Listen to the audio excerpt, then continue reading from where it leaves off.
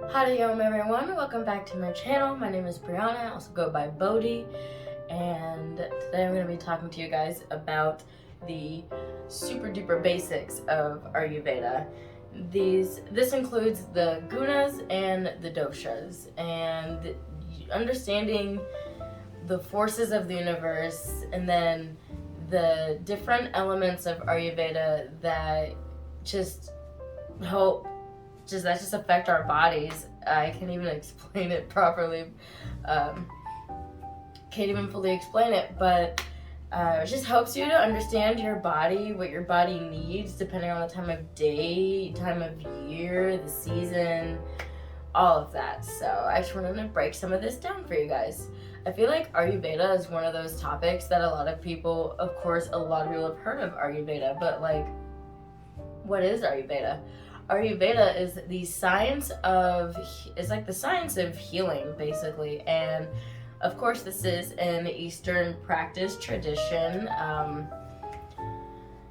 It is not anything new. A lot of this information is ready and available online. I got a little bit of extended education and understanding of Ayurveda and how it can affect our yoga practice and how to balance out certain energies depending on how we're feeling for the day or the time of year, stuff like that. So I just wanted to talk a little bit about the Gunas and the Doshas. And I'll start with the Gunas. The Gunas are the three life forces of the universe. And it's Tamas, Rajas, and Sattva. Tamas is inertia, is dullness, depression, stagnation, but also is necessary for us to relax and sleep.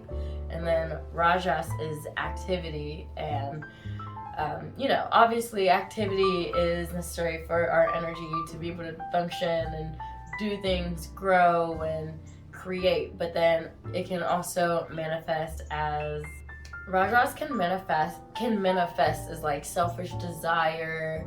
I have my notes in front of me so I can make sure I'm hitting it. Into being obsessive, overactive, overexcited, and so yeah. Sattva is harmony, balance, and of course the goal of anything, especially when it comes to yoga, is to be able to find balance, find your center, to be able to have a peaceful mind and have a peaceful meditation and treat life like a walking meditation. So yeah, being able to understand these forces within us will help us to be able to counterbalance or activate the other side of the energy. So just for example, after work I find myself to go into straight up a tamastic mode where I'm just relaxed, right? And then I get past this stage of relaxation, I get lazy, and then I'm dull, and it can eventually manifest as anxiety and things of that nature. And it's to counteract that, I need to move, I need activity. So I tend to work out, and I tend to do a hatha yoga where I can break into a sweat, but enough to be able to get back into pranayama and meditation. So that's just an example of when I'm tamastic. When you're rajasic, you can be excited and obsessive and just it's addicted, it's just selfish desire. And you need to counteract rajasic energy with tamastic energy. It's you need to calm down, you need to level yourself out, because the goal is sattva. So yeah, it's a basic explanation of the Gunas. And if you guys want to know a little more details about it, I can make a separate video going deep diving into the Gunas. But moving on, Ayurveda the doshas are based off of the 5 elements of Ayurveda, which is ether, air, fire, water, and earth. And then doshas are a combination of 2 of the elements. So the doshas are Vata, Kapha, Pitta. Vata is a combination of ether and air, and then Pitta is a combination of fire and earth, and Kapha is a combination of water and earth. And we are all tridoshic by nature. We all have these doshas within us, but we have dominant doshas. it's what we call like your constitution of your body, basically. So just to summarize the gunas and the doshas, the gunas, you can look at them in terms of like spiritual, energetic level, and then the doshas are on a physical level, comes to the body and how your body functions, what it needs to be able to be more in balance and stuff like that. And for example, with the doshas, I am a very Kapha Vata dominant doshic constitution. So what I want to do if I'm just feeling a little extra Kapha or a little extra Vata is to do what we call a pacifying practice. And pacifying means to just to do what I wouldn't normally like do outside of my constitution. So Kapha in a Thomistic level, very undermotivated. Y'all, when I was learning about this, I felt called out. I felt more called out than when you read an astrology post and you're like, oh, like that's relatable, that's me. Like, Ayurveda really gets to your core. It's like your spiritual level and like how you act based off your energy and what you can do to balance out your energy to be more productive or to be more relaxed, whatever you need. It's crazy. I have a chart. I'm gonna go to my chart real quick of like overall.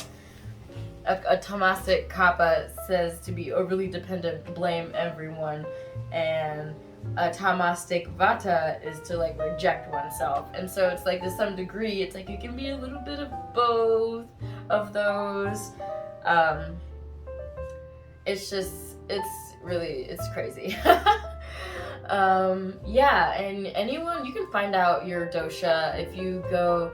This isn't like taking a chakra test or whatever. Like, if you look up a dosha chart, they're all like the same. I went through them because I had a specific website that I did my dosha chart on. I also had a book, and if I had this book, I would show you this book. It is called Ayurveda, the Science of Self-Healing by Dr. Vasant.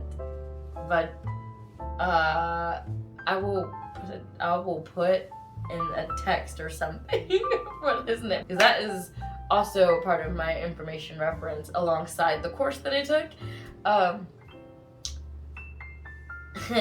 But there's a dosha chart inside that book, and there are dosha charts on Google Images or whatever. They're all like the same. So what you can do is go through the chart. And I did this like on paper where I was looking at the chart and writing like V for Vata or K for Kapha, P for Pitta, and then you like go down the chart, tally which ones resonate, or not resonate, wrong words, tally what adds up the most, and whatever you have the most checks in is your constitution.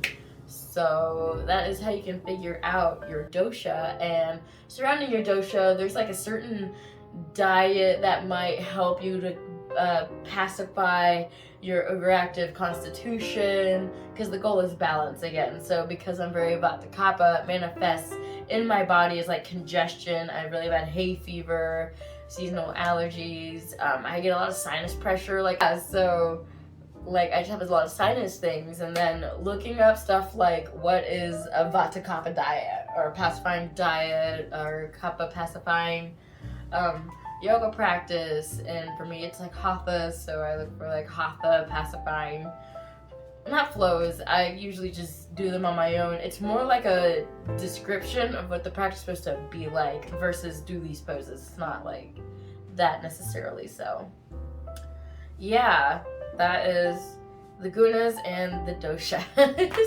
I hope this made sense too. I tried my best to explain this.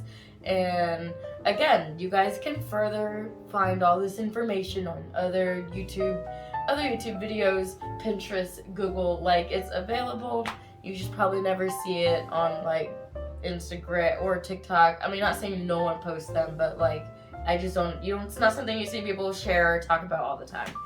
So this is a research conversation, that sort of deal. Because bless the East for their teachings. It's been around for so long, and it's so aggravating why sometimes it feels like it's like I've been just, you know, been into practicing yoga for so many years, and it's like, why am I now coming across this information? It's crazy. No one talks about it, so I'm talking about it. Anyways, I hope you got something out of this video. Sorry if I ramble, I hope it made sense, and I hope it encourages you guys to do your own research. You can find Dosha chart online, and if you don't, I will put a link in the description box to, you can figure out your constitution. So, yeah, I hope you guys have a wonderful rest of your day, evening, night, week, month, year, whatever, and I'll see you guys in my next video. Thanks for watching.